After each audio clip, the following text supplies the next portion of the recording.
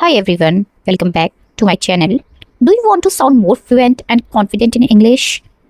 Today, I will show you how to replace simple words with advanced English. Instead of saying so, you can say therefore. Sounds more professional, right? Let's learn more like this. So, let's start. Number first is if. Instead of if, say in case. For example, take an umbrella in case it rains. Number second is and. Instead of and, say moreover. For example, she's smart. Moreover, she is hardworking. Number third is but. Instead of but, you can say however. For example, I want to go out. However, it started raining. And next is then. Instead of then, you can say consequently. For example, he didn't study. Consequently, he failed the exam. Next is also. Instead of also, say in addition. For example, she is talented. In addition, he is very hardworking. Next is because. Instead of because, say due to the fact that. For example, I stayed home due to the fact that I was sick. And next is so. Instead of saying so, say therefore. Example, I was tired, therefore I slept early. And next is though. Instead of though, say nevertheless. For example, it was difficult. Nevertheless, she completed it. Now next is or. Instead of or, say otherwise. For example, hurry up, otherwise you will miss the train.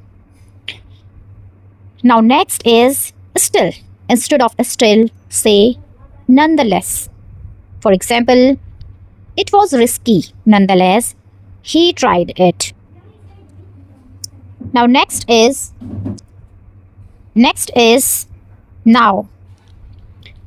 Instead of now, say at present.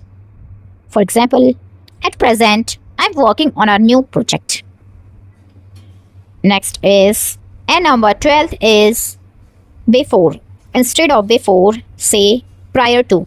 For example, prior to the meeting, please review the document. Number 13th is like. Instead of like, say such as. For example, I enjoy fruits such as apple and mangoes. Now, 14th is about. Instead of about, say regarding. For example, I have a question regarding your proposal. And the last one is something you probably use in your daily conversations. But I'm not going to reveal it today. I want you to think, guess, and tell me in the comment section what it could be.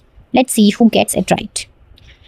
If you enjoyed this video and learned something new, don't forget to like and share it with your friends because learning English becomes more fun when we learn together. Also subscribe to the channel and turn on the notification bell so you never miss any upcoming videos like this.